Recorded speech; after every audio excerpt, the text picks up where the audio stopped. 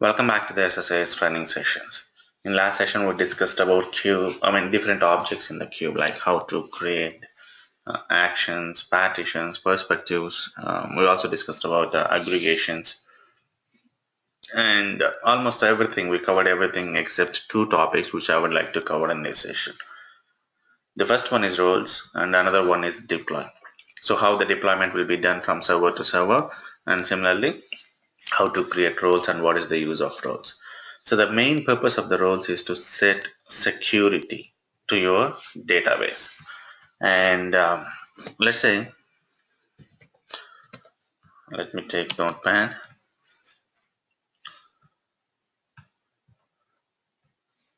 So let's say this is your server, and the server will have databases, analysis server, I mean to say. So the roles are defined at database level. So for each and every database, there will be a separate role definition. Like you can define n number of roles depends on your requirement. So the roles, what it will do is it will apply the security to the database. It will not allow users who are not allowed to process or who are not allowed to read the data from the roles, from the database, will be restricted. Similarly, there is one more security which you can set at server level. So we call it as server admin access. If you provide server level security, then automatically the person who has server admin access will also get complete access on the databases.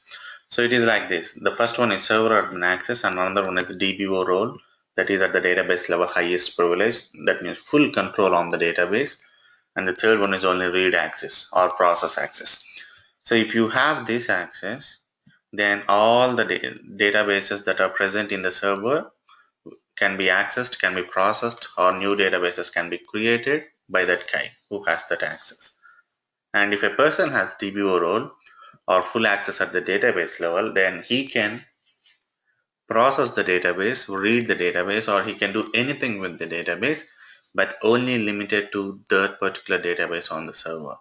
And the third one is read access or the process access. This is if any user is provided with this access, he can read or process, depends on what we select there. Okay, so he can read the data or process the data, that too limited, whatever permissions you have given for the in the role definition. Only those attributes or those measures or those what we call um, attribute members, hierarchy members can be read. The data can be read from those objects. So if you see, this is the least level of performance, but all the users will be given with the read access, because we don't want users to process the database or to shut down the server and so on. And this will be given to the server administrator, normally DBA guys. Database administrators will have complete control on the database server. And this is for the person who's a senior person or a couple of persons in the team who is allowed to process and who is very well aware when they have to process the database and when they want to deploy the changes to the server and so on. Now let's start with the first type of permission that we can give on the analysis services, that is server administrators. So to give the server administrator access, what you need to do is, and remember, if you want to create a new database like this, right click new database, and I'll name this as test, and I'll give this a server. This is an empty template, empty database. You can create only when you have server admin access. You can't create if you don't have server admin access. So to give the server admin access, go to properties and security. Under server administrator, normally you will add, you will click on add, you will give the name, something like this, and you'll check for the name, and if you click on OK, that will be added to your server admin access. The server admin administrators. Now the Rupesh is already added to the server administrators list, so it is not adding one more time. So if you remove the server admin access to my ID, for example, and now if I try to refresh it, you can see the other database is not showing. Only one database is showing to me. The reason being, this database, I have some roles defined long back, and in that roles I have a read access or something like that. If you go to the membership, I can read the data of this database. That is why it is showing. Um, this database is showing. Let's say I don't have these roles defined. Oh, now I'm not a server administrator. I don't have right to modify the structure of this database. So to modify the structure of this database, I need to have at least DBO role. Or let me show you. Let me try to create a database. I'm trying to create a database. Test one with service account. If I click on OK, you can see Rupesh user does not have permission to create a new object in the server Moksha. The reason being I'm not the server administrator. To create a database, normally you need to have server administrator access. So I can do one thing now. I can give the server administrator access back. To do the same, now I lost the server admin access. I can't do that directly. Either some other administrator should log in and give the access, or um, DBA. Okay. So what I'll do is I'll right click, shift right click, and I'm running this as the administrator. So the SSMS will be opened with the administrator account and connect to the analysis services. Now you can see both the databases because the administrator logged in, and go to the properties and go to the security and add my ID under server administrators. Check names, click on OK. Now I'm server administrator. I'm closing this, and if I go here, and if I don't run it as administrator, it will run the SSMS as the person who logged in. I logged into this computer, so it is executing with my name. You can see at the end Moksha slash Rupesh is what the ID used to connect to this SSMS. And now you can see the databases create all the databases because I am server administrator. Remember, server administrator is required to create, to do anything on the server, anything, literally anything. You can also restart the server by right clicking here, start and stop and restart. And database administrator, like something DBO access or whatever the name it is. So database administrator, if you have that if you have that role, permissions, then you can do anything on this database level. And the third thing is read access, like you can read a particular set of data. So that is how the role hierarchy is. Now this is our server administrator. Let's quickly see how the oops, I closed it. Okay, how we can define the roles and what type of roles and so on. Okay, this is the database, and to create the role, this is mainly, using the role, you will be restricting the number of members that is returned from when you query an attribute, or number of attributes, or number of hierarchies, and everything. It's kind of a restriction. It is more like perspective, but perspective is like creating a slice of the cube or view on top of a cube. But here it is security. User can't see that particular data which is restricted to see at any cost. So let's see how to define the role. Go to new role, and you can't edit the name here. So give some description about the role. And here the first one is full control. That means the persons who will be added to this membership, okay, will have full control on this particular database. He can do anything. He can process, he can read, or he can modify the structure. So anything on the database. But remember, this is like this is not equal to server admin access. Server admin access, the person can do anything on the server, on any database on the server, whereas here the members with the DBO role, we call it as a DBO role, or you can say full control or administrator, database administrator role, can do anything on this particular database. So let me create one role, and it will ask you to save the changes. Yes, and I'll name it as DBO. And if you see, Once you define the DBO role, you cannot give anything, you cannot modify anything on the remaining tabs like data sources, cube, cell, and so on, because it's a complete access to the database. So this is how you can define the roles. And now if you deploy these, you don't need to process basically. The database with the name, okay, there is something screwed up with the server, database. Let me delete it and deploy it from scratch. Okay, let me process it first time. There is no database now. So whenever you make changes to the roles, you don't need to process basically. You need to just deploy the changes, and then automatically the role will be applied to the data. So process successfully.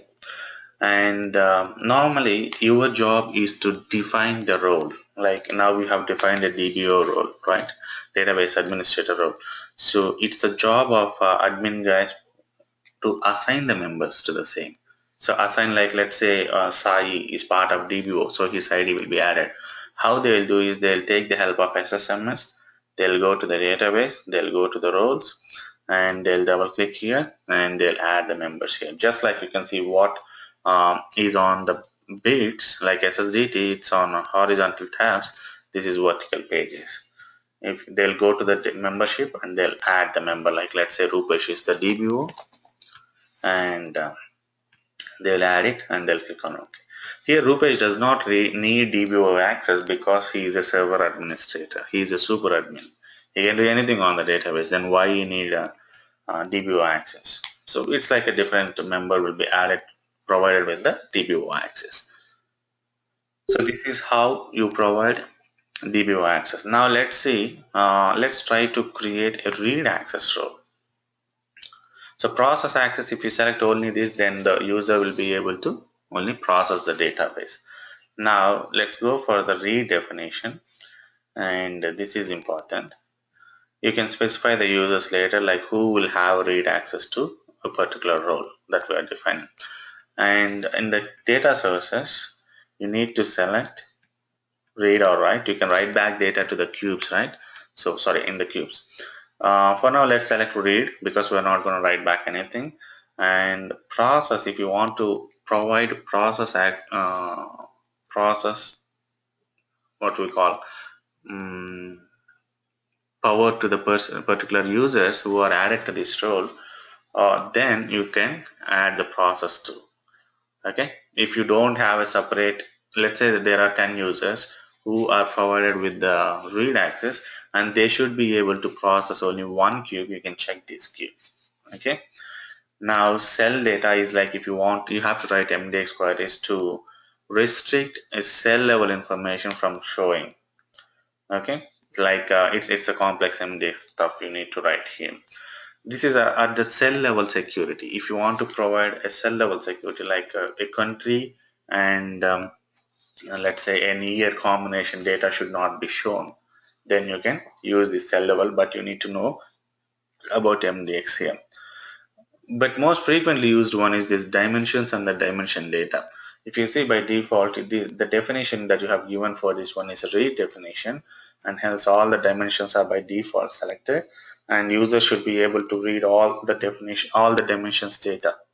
Okay, but if you go to the dimensions data tab, data page here, this is the very important one where you will be restricting the members that a user can see who belongs to this role. For example, let's take one dimension.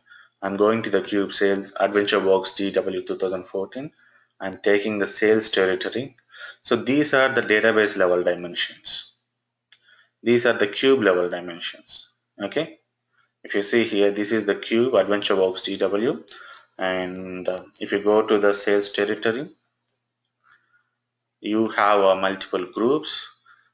First one is Europe, North America, and let's create one role for Europe users, like the users who are sitting in Europe and who are interested in Europe data.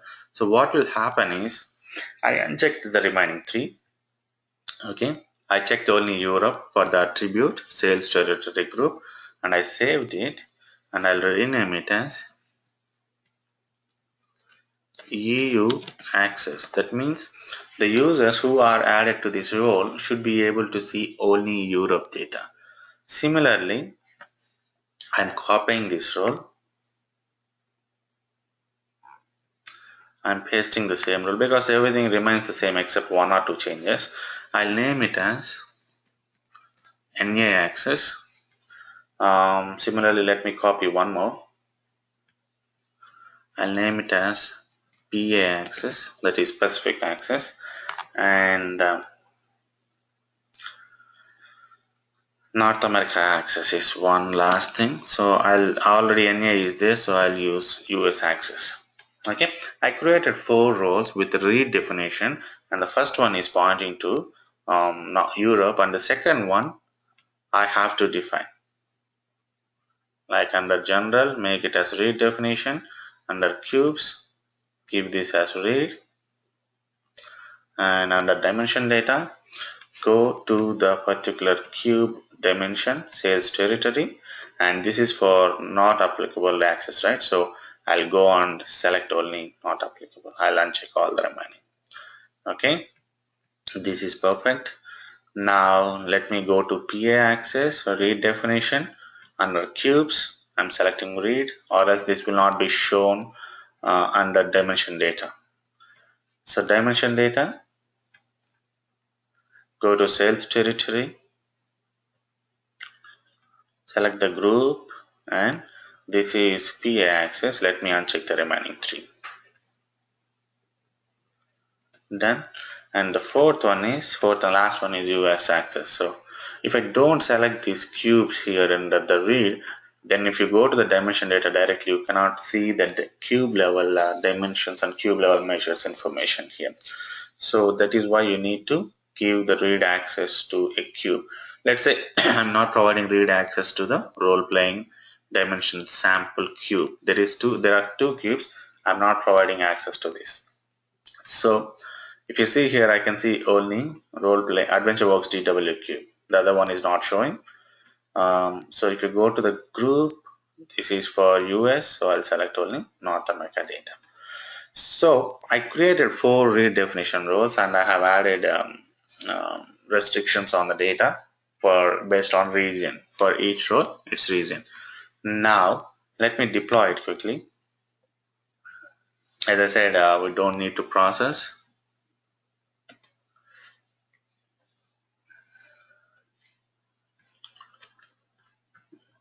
Okay, this is the database. Okay, deployment completed successfully, and let me refresh this guy, and you can see the access different roles are showing in the cube database. Now how to test it?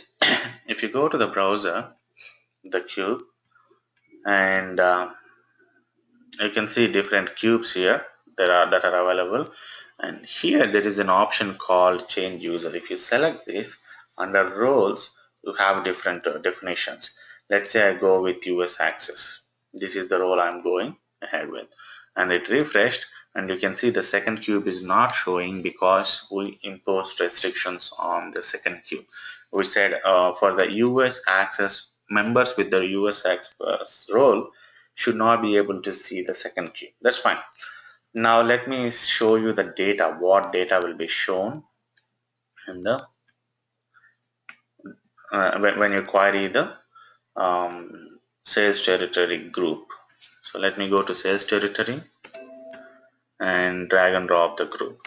So this is for US role. I'm testing US role, and you can see it is showing only North America data because that is how I restricted the data.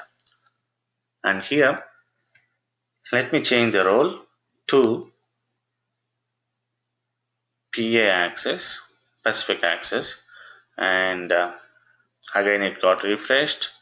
Let me go to sales amount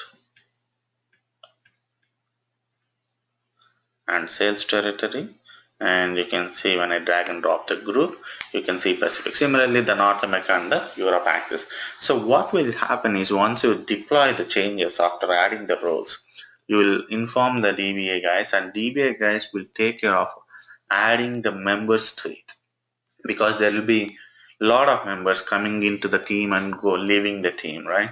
So they'll get all the Europe users and they'll add to this role. And when they logged in from their computers, and if they connect to the SQL Server analysis service server and try to query the data from the Cube database, then they can see only Europe access, Europe data. Similarly, Pacific, similarly not applicable, and similarly US related data. So this is how you can impose the restrictions on the data. And once again, if you see the structure, this is very important page. This is where you will be defining that. And if you want to see the advanced like what's actually happening under this, if you select this dimension, and if you go to the attribute, and if you click on advanced, then you can see there is an allowed set and default member set you can use, and a denied member set. Under the denied member set, you can see all the stuff. Okay, now let me show you one more thing. If I go back to the browser of the Cube, instead of Pacific, let's select product color. So it is giving all the color products and all the sales properly. Now I'm going back here, enable visual totals. I enable this and save the changes and just deploy it, because the changes has to be deployed to the server.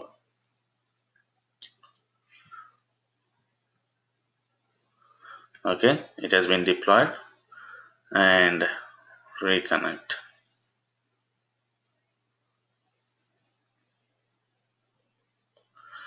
I see, if you see, the values has been changed, correct? Or let me take the printout, or you remember 1006. Okay, and if you go to different axis, sorry, EU axis, right?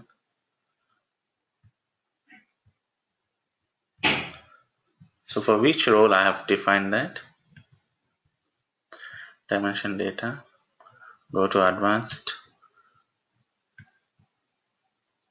I forgot the role for which I have added, enabled that option. Not this, I think Pacific axis, dimension data.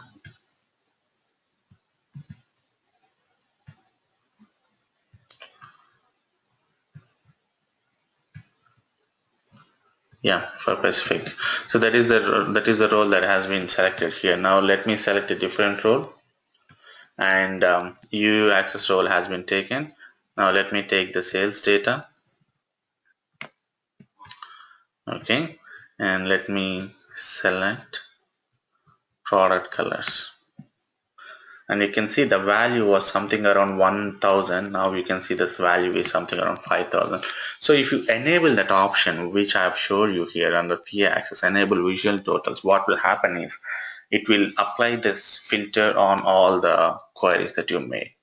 So whatever the queries, like now I'm not querying the sales territory group, but still the data is filtered based on the sales territory group, that is Europe or that is Pacific or that is whatever it is, right? So it's always important to enable that if you want to apply this where condition in every query that you made on the sheet. So this is how you can restrict the data, and this is how you can provide security to your data, and you can provide access to only a particular data to a particular set of users with the help of roles. So the next topic here is deployment. How to deploy. Well, see, if you developed a project in your dev environment, and if you don't deploy it to the production, then it's of no use. It needs to be available in the production, and needs to be available for the users to query. Let's say this is your dev environment where you'll be developing the project, and there'll be a lot of computers connected in the network. And once your development is done, you will deploy it to test server where the testers will be testing it, and if it is good, they'll say you have done a good job, and even the manager will say the same. Then you'll move it to QA server. Here that users will be testing it. Then you'll be moving it to let's say pre-prod. If the user is pretty rich, he'll maintain a lot of servers. Let's say pre-prod where he'll be deploying it, and finally to production. If the database is very important one, then they'll have a lot of stages. If the database is pretty small and not of high priority, not of high importance data, then people maintain one single server for everything. Develop here and provide access to the users to this database.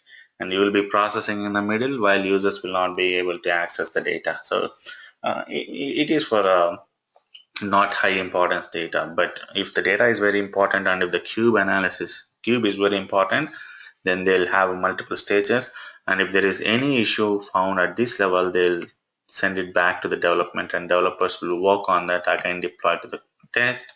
They'll do the testing and then to QA and then to pre-prod and so on. So the same stuff will be repeated. The server, moving to different server means nothing but another physical computer or another instance on the same computer. So you don't need to worry much with the, confused with the term server. It's nothing but another computer. Now, to explain the same, I don't have another server and I'm not in the network. So what I did is like I installed one more instance. Slash deploy is the instance name just to demonstrate the deploying part. And you can see there are no databases on this. Now, what I'll be doing is I'll be moving from server Moksha to a different server. Let's say deploy Moksha underscore slash deploy. That's the instance name. The first and foremost way that you can use to deploy the project to the different servers is like bits or SQL Server Data Tools. If you see, this is the SQL Server Data Tools project that I have created, and if you right click and go to the properties, here it will be pointing to the Moksha server and AdventureWorks DW. What you need to do here is you just need to keep the new server name where you want to deploy. But make sure you have access to deploy projects on the server. If you don't have access, then you cannot deploy, remember. So click on OK. Now go and process it. Now it will not process in the old server Moksha. It will be processing, and you can see the server is Moksha slash deploy. So it will be deploying to the new server and processing in the new server. I think by this time it would have been deployed at least. You can see the database has been deployed and it is processing now. So this is the easiest way of doing it, but people don't prefer it because you have to deploy and you have to process, which gonna take a lot of time. Every time you cannot do the same using bits. That is not suggestible. But this is one way of doing it. And now, what if the user asks to create one more database on the same server, that is Moksha slash deploy, but with a different name? It's a simple, like you can go here, change the database name, click on OK, and then deploy or process it. It is deploying now, it is processing now, and now you can see the database new one, AdventureWorks, has been added to the new server.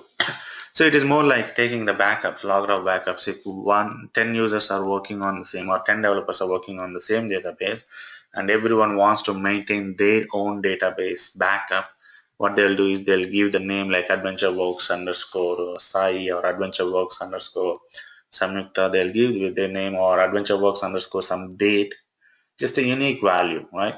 And then they'll deploy a database with the name. So this is how you can deploy using the SQL Server Data Tools, the easiest but not frequently used one in real time. The next way is you can get the database files. Once you build the project and the build is successful, then you can get the database files. Where you'll find the database files is normally in the folder where you have the data project. For me, the project is in Visual Studio 2013. Under projects, you can see this is the project. Under that, you can see a bin folder. So these are the database files. Let's say for example I don't have the database file. This is how it will be when you start a new project. Okay, now what I'm doing here is I'm just rebuilding the project. Once I rebuild the project, you can see the complete structure has been changed, converted into database files and stored in the bin. What you'll be doing here is you will give these files, okay, and you will share these files with the team who is deploying the project on server B. Let's say in our case the server B is sitting on the same computer. So oops. Once I share the files, they'll copy the files somewhere in the directory, and then they'll take the help of deployment wizard. The deployment wizard will be found under all programs, Microsoft SQL Server 2014 or whatever version. Under deployment utilities, you can see deployment wizard, or you can search for deployment, you can see deployment wizard. If you open this, it's like welcome to analysis services deployment wizard. Click on next, and you need to select the database file. Database file is nothing but the files that you shared with the guy, which he copied in one of the folders in the target server or anywhere where he has access to. Now if you go to the desktop and if you go to the deploy files, and you can see only AS database file extension file will be shown, that is the database file, and the remaining are supporting files. Select this, click on next, and where you want to deploy, you can give the server name. Let's say I want to deploy in this server Moksha, and what name you want to give? I want to give AdventureWorks. Click on next. Do you want to retain partitions and roles? Yes. And here the server we are using SQL Server security, so the password and ID will not be saved. You need to provide the password and ID and just quickly have a test connection, or else the processing will be failed. So click on OK. Next, and what you want to do after deploying the project to the server. You want to process or you don't want to process.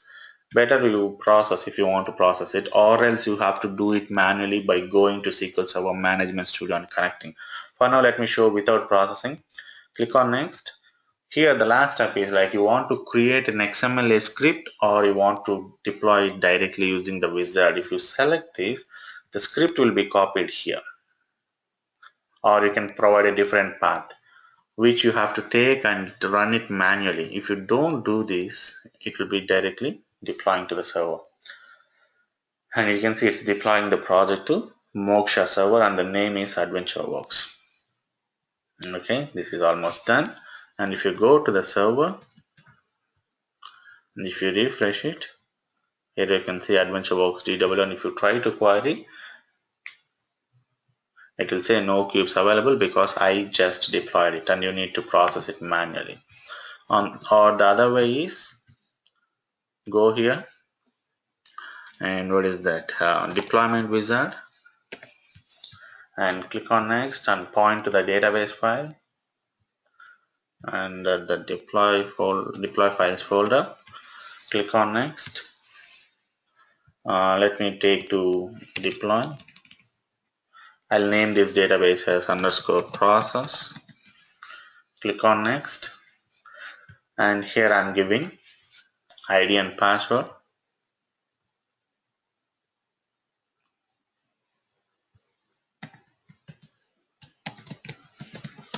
(2014).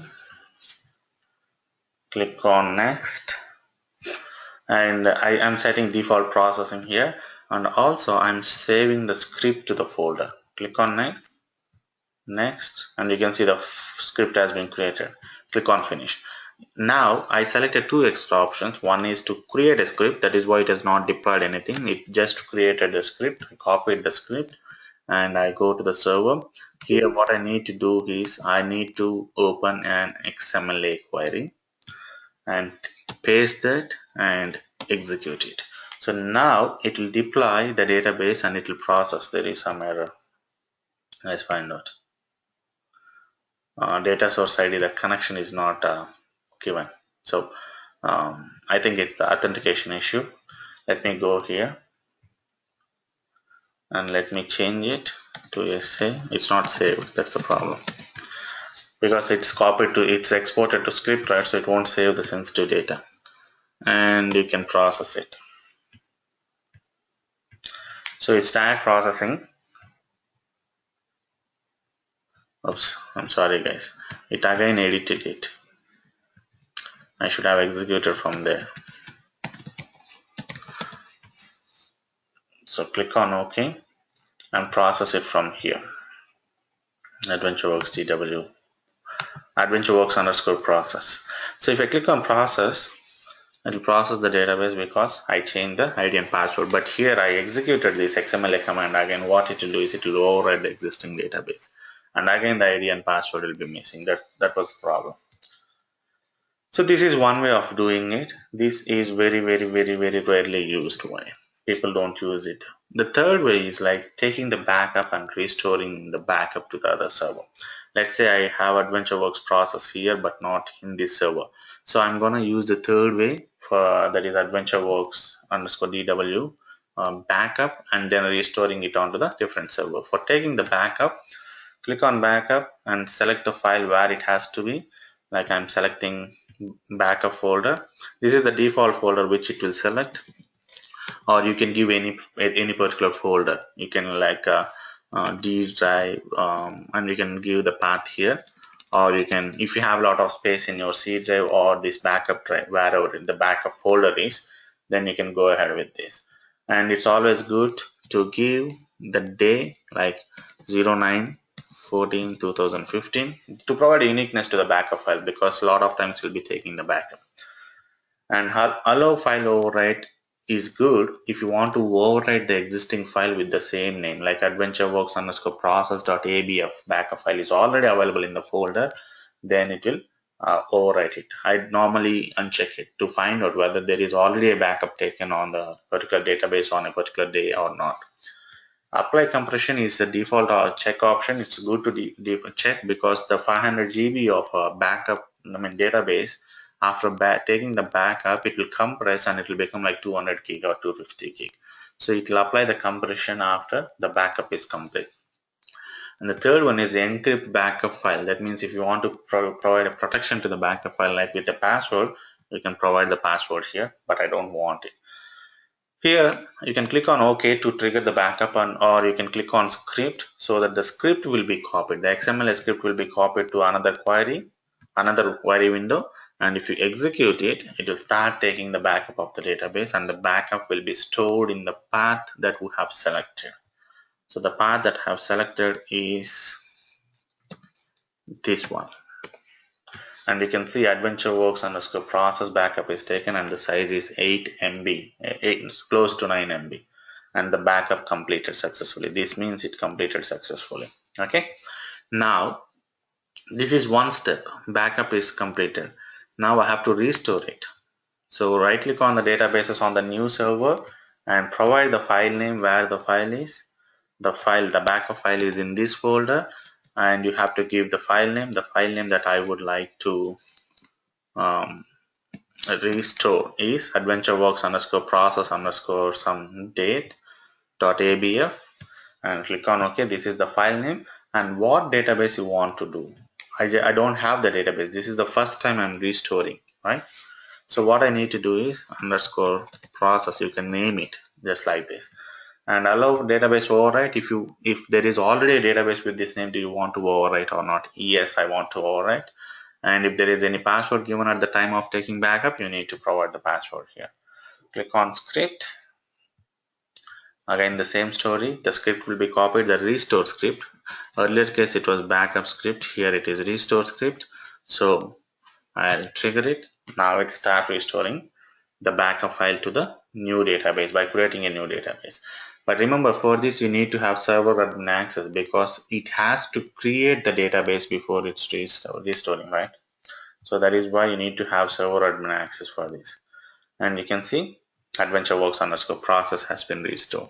So this is one most frequently used way. But why? Because people will be maintaining backups every now and then, or every weekly, or every day. And if there is any corruption in the database that is sitting on the server, then they will raise a request saying that restore the database from the backup file. So what you need to do, you need to restore it from the backup file. They'll provide you where the backup is, and they'll provide you what the server and what the database which you have to restore using the backup file. In that case, you have to connect to the server, right click and restore and do the job. So this is very frequently used, but the problem with this one is, let's say you have 1 terabyte or 3 terabytes of cube database, then you need to have at least 1 terabyte of space just to maintain the backup file. So let's say you want to maintain 3 backup files, you need to have 3 terabytes of space, which is um, not easy to get from the users, right? So this is one way of moving the database or cube project from one server to the another server. And the fourth way is sync. So the sync is like, let's say AdventureWorks, I don't have it in this server. What sync will do is, even for sync, you need to have server admin access because it creates the database and so on. And it creates a lot of files and it manipulates a lot of files. So you need to right click on the sync on the target server where you want to copy to. Okay, right click and select the sync. What it will do is, it will take the source and it will compare the changes and it will apply the changes. So let me show you an example. The source is Moksha. This is where I have the database, and the database I am interested to sync is AdventureWorks. Click on next, click on next, click on next, and you want to synchronize now or you want to copy it to a file. If you select this option, the command XML command will be copied to the file, and that file you have to open and get that command and use an XMLA as I showed you before. Right click and new query and XMLA, or here you have that option, direct option, analysis service XMLA query. Click on that and paste this query and trigger it. Or if the database is pretty small, you can directly sync it using the wizard. Check all the source and the server, click on finish. The sync started and it will sync the database from source to destination, which is completed pretty quickly, and you can see AdventureWorks. The sync means it will bring the status of the two databases, that is on the source and on the target, to the same shape, same structure and everything. So it syncs, both will be in synchronization by the end of this sync complete. So here, this is the most frequently used one, because people will be processing on one server and syncing to the another server. Okay. The advantage of sync is it is incremental, whereas backup and restore is not incremental. Let's say backup today the size is 500 GB and you restore the 500 GB to the new server. Tomorrow the size is 550 GB. Then you have to take the backup of whole 550 GB and restore whole 550 GB to the new. That is not incremental, right? That is full backup and full restore always, where it is more time taking one. Whereas on the other side, the sync, if you see, let's say today is 500 GB and first time you are syncing to the target server, it will copy all the 500 GB. Now you made some changes and the size is increased to 550. Only the 550 GB will be copied here, and it will combine these two and it will create and it will sync the database. So this is incremental, and this is time saving one. That's first advantage. And the second advantage is no backup will be maintained anywhere, and there is no space required for maintaining the backups. That is the second advantage. Okay, but the disadvantage on the other hand for the sync is like, you cannot have the backup for future use. The sync is one time and it will take it, copy it and sync it. That's it, done. But in the case of backup, the backup will be available with you for years and you can use it n number of times or any time that you are interested in. So this is one of the major drawback of the sync. The one more disadvantage of sync or is like, you cannot do it between versions. Like let's say you have the cube database on 2008 version and you have 2008 R2 installed in your new server. You can't sync from here to here because of the version change. So in that case, the only option you are left with is like, there are multiple options, like you can use the bits project, or you can use database files, or you can use backup and restore. People generally prefer backup and restore if there is a version change between the two analysis services. So these are the different ways that you can use to move the project, and there may be different other ways too, like schedule jobs, SSAS packages, and so on. But most frequently used one is sync, and most advantage one, if you have a space and time, is backup, because the backup file will be available for future reference too. So this is all about the deployment. And before signing off these SSAS training sessions, let me show you one thing pretty quickly. That is opening a analysis services database from the server. Let's say if you see this is your bits, let me close these bits.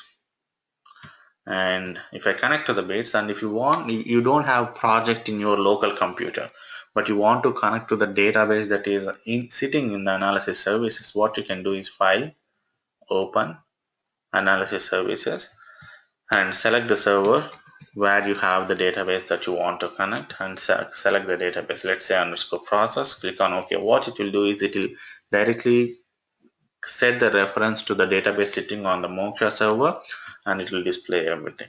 Now let's say if I remove these four, okay, I removed it, and it's updating on the server.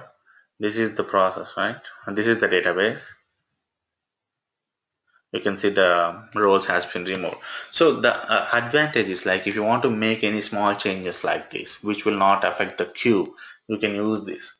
Or but you have to be very careful. If you change anything, like let's say you removed a dimension attribute, you don't want address line 1 and you removed it, and if you click on it, okay, save, and yes, now it is updating to the server, and then it will ask you to process.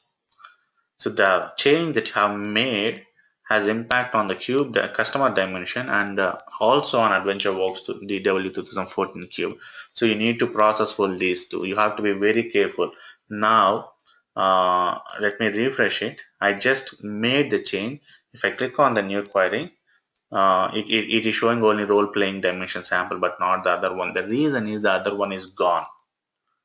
The other one, data and the structure has been removed, and you need to do process full to show the other one. So you have to be very careful while making changes by opening the database from SQL Server data tools. If your change has impact on any object, then it will be a big problem for you. So now I processed it. Let me reselect the database. Now you can see two cubes are showing in the one. So that is the major problem if you open the database. So you have to be very careful, and I don't suggest you, if you are new to the databases and if the database is in production, you don't touch it at all. And the major problem is, if the database is 500 or 1000 gigs in size, then it will take a lot of time to process. So be careful when you open like this. And the other one is, like, let's assume this is the place where I have the project, right? This is my project, and let's assume I don't have the base solution or the project file in my, there is no project now, I deleted the project, correct? So how to import the project from the server?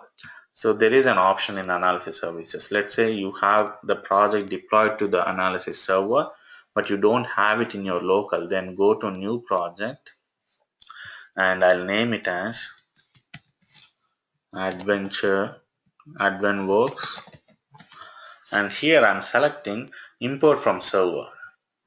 Okay, click on OK, and it's taking me the wizard. What is the server from where I have to import? The server is Moksha, and what is the database that I want to that a server has to import? Let's say AdventureWorks DW. Click on next, and you can see it's importing everything: roles, cubes, dimensions, and so on. Now if you see, this is the database that is there in the server has been imported and created a bits project for you. And you can see AdventWorks is here, and you can see all the dimensions just like before, right? So the advantage is, in most of the cases, people will not have bits in there. This is the question asked to me by a lot of freshers, like, sir, I don't see the project file, but you show me how to deploy from project file and how to make changes. Now I don't have the project file. How can I play with that? How can I do the changes? The first thing, either you can connect to the server directly, which is very risky, and the second thing is import the project from your server to the local machine by using the option that I have demonstrated now. So these are the two different options I would like to show, which will help you when you are in project. And this is about analysis services. There are a couple of properties which are missed in the dimensions and the cubes, which will be discussed, which we'll be discussing about those in when we talk about MDX and SSRS reporting. So that's it, and have a great day, guys. Catch you in MDX sessions. Bye bye.